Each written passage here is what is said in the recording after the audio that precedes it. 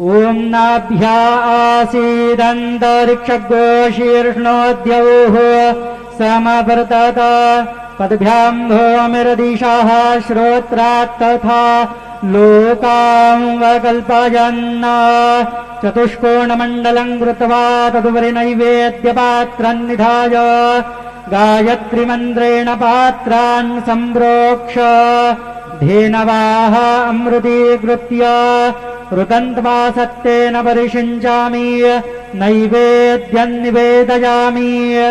ॐ प्राणाय स्वाहा ॐ अपानाय स्वाहा ॐ व्यानाय स्वाहा ॐ उदानाय स्वाहा ॐ समानाय स्वाहा ॐ ब्रह्मणे नमः। नैवेद्यमध्ये पानीयं समर्पयामि पुनर्नैवेद्यं निवेदयामि।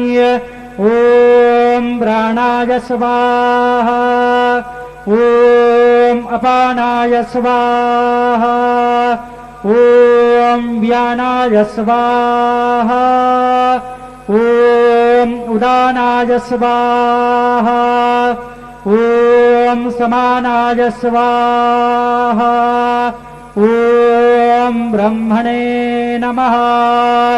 नैवेद्यं समर्पयामि हस्तप्रक्षालनं समर्पयामि मुखप्रक्षालनं समर्पयामि। सद्गुरो साईनाथ देवताभ्यो नमः।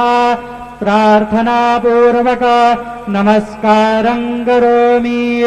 श्री सच्चिदानंद सद्गुरु साईनाथ महाराज की जय।